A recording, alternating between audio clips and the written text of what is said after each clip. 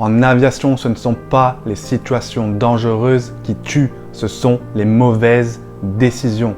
Car on ne parle pas assez souvent des erreurs, pourtant ce sont elles qui causent la majorité des accidents.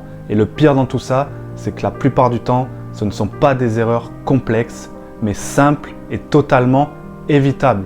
Dans cette vidéo, on va voir quelles sont les erreurs les plus dangereuses quand on est pilote PPL, pourquoi elles arrivent et enfin, surtout, comment les éviter. Let's go!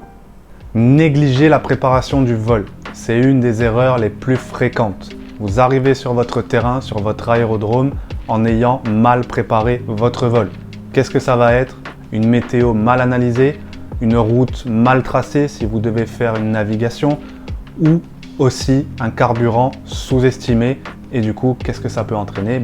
La panne sèche. Le problème, c'est que tout ça, ça se joue avant le décollage, au sol, durant la préparation du vol. Et sachez que beaucoup d'accidents pourraient ou auraient pu être évités avec une préparation au sol rigoureuse. Une autre erreur dangereuse, ça va être de sous-estimer la météo. La météo, c'est un piège classique.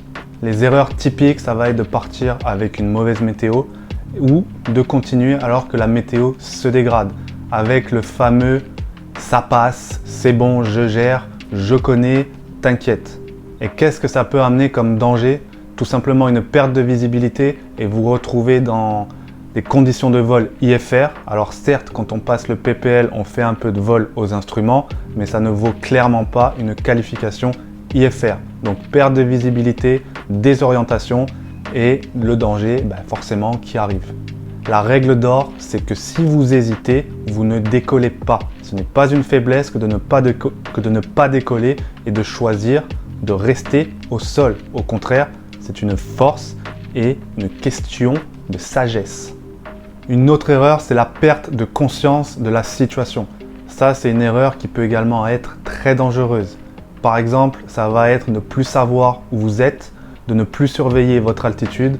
Ça va souvent arriver quand vous êtes en navigation, que soit vous vous endormez un peu ou que vous êtes stressé, fatigué, en surcharge mentale.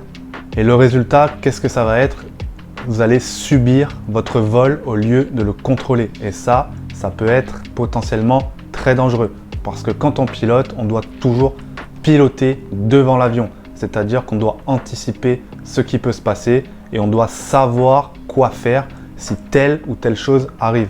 Donc, vous devez toujours avoir conscience de la situation dans laquelle vous êtes.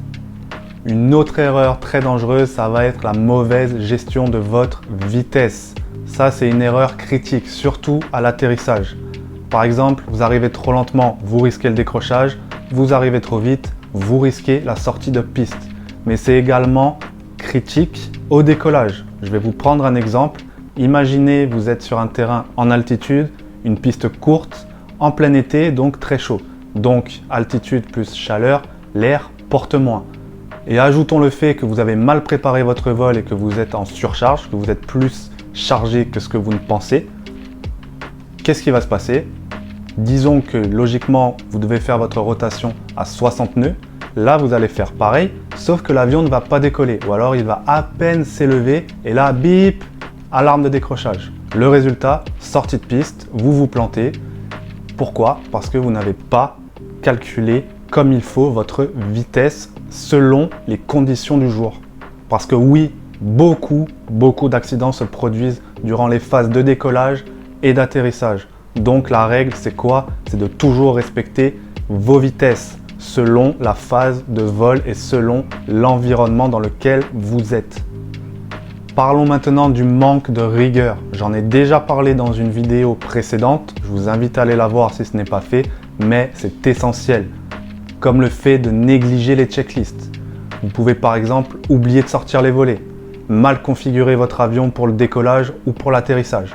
Et ça arrive souvent, soit quand on est trop pressé ou alors quand on a un excès de confiance. Et la rigueur, c'est ce qui évite ces erreurs bêtes. Parce que oui, sur le papier, ce sont des erreurs bêtes, mais avec des conséquences potentiellement graves. Et reprenons l'exemple de tout à l'heure. Imaginons en plus de tout ce de tout ce qui a été dit, vous oubliez de sortir les volets, alors là, c'est la sortie de piste assurée.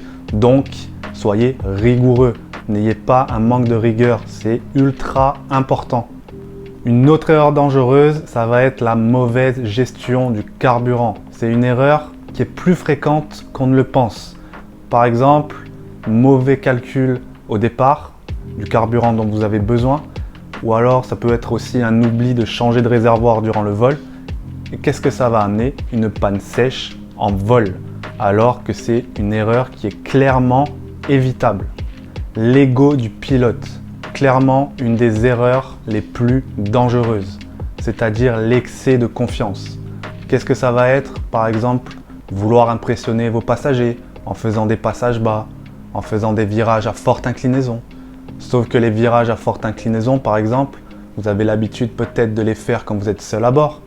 Mais là, imaginons que vous avez 3 passagers avec vous, les réservoirs pleins, le facteur de charge il sera différent. Le résultat, qu'est-ce que ça peut être? Une perte de contrôle de l'avion, tout simplement. Un autre exemple, c'est de refuser d'annuler un vol. Vous allez peut-être vous dire, si j'annule, qu'est-ce qu'ils vont penser? Ils vont penser que je suis un trouillard, que je suis un mauvais pilote, que je ne sais pas faire. Alors qu'un bon pilote, lui, il sait dire non et il s'en fiche de ce que les autres peuvent penser. C'est la sécurité d'abord. Si les conditions ne sont pas favorables, qu'il ne le sent pas, un bon pilote, il dit tout simplement non. Ce n'est pas l'ego qui décide. L'ego, ce n'est pas la réalité, ce n'est pas rationnel. Vous ne devez pas l'écouter. Pour conclure, les erreurs en aviation ne sont pas une fatalité. La plupart du temps, elles viennent soit d'un manque de préparation, d'un manque de rigueur ou de mauvaises décisions. Si vous devez retenir une chose, c'est qu'un bon pilote, c'est un pilote prudent. Pourquoi? Parce que la sécurité doit toujours passer avant tout le reste. D'ailleurs, dis-moi en commentaire quelle erreur te fait le plus peur. Et si cette vidéo t'a plu et t'a aidé et que tu veux soutenir la chaîne, rien de plus simple, abonne-toi, mets un like. Tu trouveras aussi dans la description un lien vers notre boutique en ligne. Moi, je te dis à bientôt pour une prochaine vidéo et surtout, bon vol!